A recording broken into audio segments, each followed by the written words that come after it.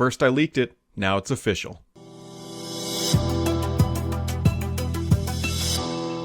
It has been a busy 24 hours. Well, actually, honestly, not even 24 hours. About 12 hours ago, I posted up the first image right here on this channel. Make sure you hit that subscribe button of the Xbox Series S. And this morning, Microsoft is pulling back the covers and saying, yep, it's official, and they're giving us a price point of $299, which is going to be very, very good. We'll talk more about that here in a minute. But first, let's roll a little sizzler video, if you will, of the next generation console. This is going to be a big deal, I think, for a lot of people, and especially Microsoft here. Microsoft is getting super aggressive here with their next generation strategy. We all know about the Series X and how it's the most powerful, and now Microsoft is swinging for the fences with not only the most powerful, but potentially the most affordable next generation console as well. While Sony has not officially announced their specs, we are starting to understand what the Series S is going to pack under the hood, and it's going to offer up at 1440p up to 120 frames per second. What that realistically means is that anybody with a 1080p display, this is going to be the console that is for you, at least for the vast majority. Now, if you want the absolute best performance, you can obviously go buy the Series X, but this thing is going to be very good for the price. I think Microsoft is really hitting it well here because it's going to have ray tracing, it's going to have variable rate shading, variable refresh rate, a custom SSD of 512 gigabytes of storage, 4K streaming, and upscaling up to 4K as well at $299. For people who are looking at a value package, this is it. Because if you take this console and then add on $15 a month, you get Game Pass Ultimate, and you're going to be able to play a ton of titles on day one for about $315. That is just fantastic, and you can see the specs there right up on the display. No question about it. The Xbox Series S is going to be quite the device. There is no question about it. I'm just going to keep this thing rolling because that is what you are here to see. Now, when is it going to launch? It's going to be coming here probably, I believe, around November 10th. I think pre-orders are going to open up here in maybe about 2 weeks or so, although that was sort of the plan. But now that all this information is now out there, it would not surprise me to see Microsoft sort of rush that out and just say, hey, look, let's just get this thing to market because people are now excited.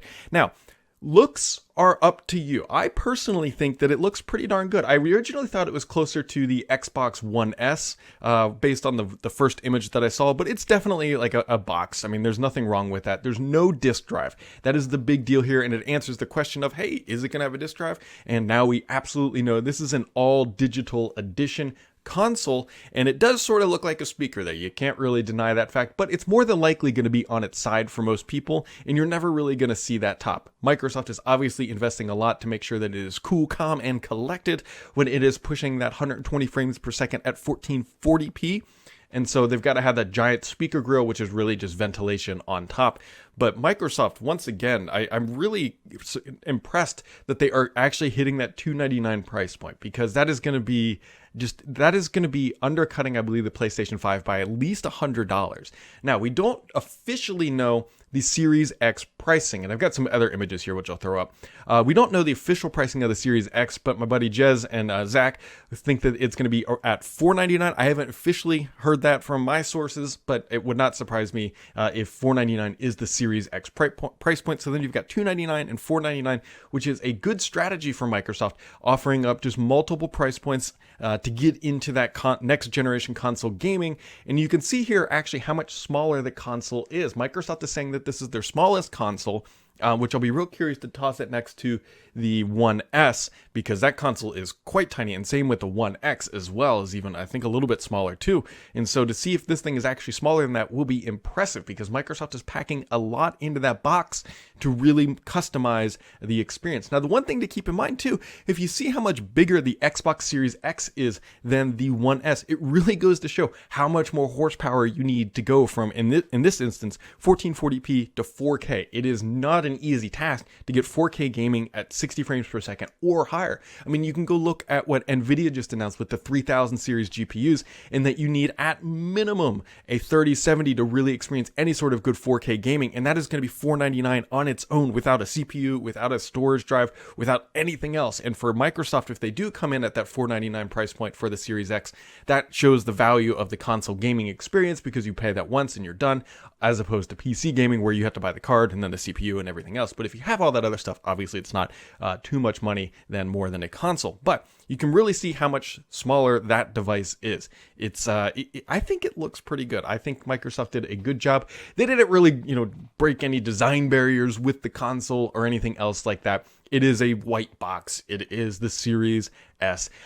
I am pumped for this. I think this console is going to be a huge seller this holiday season. When parents go to the Best Buy, I would say GameStop or wherever else, and they're looking at next generation consoles, if they don't already have one and they're looking to buy that first one for their child, and they're saying, look, we've got $299 and we're assuming, let's say PlayStation is $399. If Microsoft has a $100 price point advantage at 1080p, that is a huge win. You have to understand that 1080p TVs that is what's most popular in the world, or I should say it's much more popular than 4K TVs at this point. Now, granted, 4K TVs are getting pretty cheap, but 1080p TVs have been around for a decade, if not longer. 4K TVs at a cheap price point haven't been around all that long. Most people have a 1080p TV. If you have a 4K TV, obviously you're getting a Series X because that's going to give you a better experience, but you could still buy this console and play it on a 4K TV and be just fine. It would more than likely upscale it and it would be okay.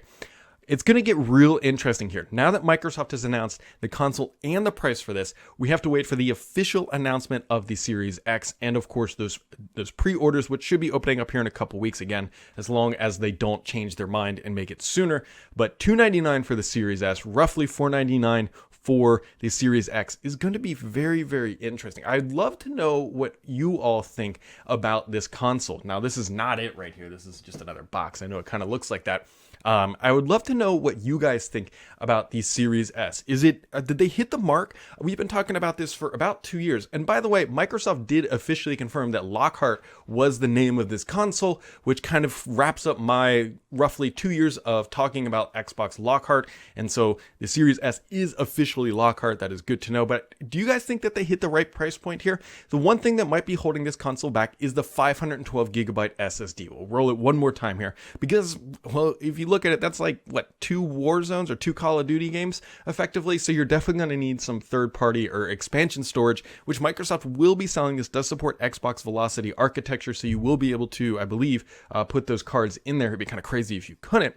But at 512, I think that's going to be the limiting factor. Microsoft clearly doing that to help keep the price point low for this console, and I think I'm okay with that. Granted, don't get me wrong, I would love to see a 1 terabyte drive in this console. I think that would have been over the top and pushed the value to the extreme level, but I fully understand and respect that Microsoft needed to hit a particular price point, and going with a 512 gigabyte NVMe SSD is the way to do it. That is one of the corners that they had to cut, and that's okay. But at 1440p at 120 frames per second for $299, that is just a fantastic value that Microsoft is creating, and it's going to be the big seller for the holiday season, especially for Microsoft. Now, the question is, how many can they produce? How many are they actually going to sell? Right, we're in the middle of some interesting times, if you will, but the console, I think, is priced appropriately and priced right, especially when you look at the last generation strategy, how things wrapped up. And now it makes complete sense why they canceled or stopped making the Xbox One X, which was selling at about the same price point. If you put this next to a One X,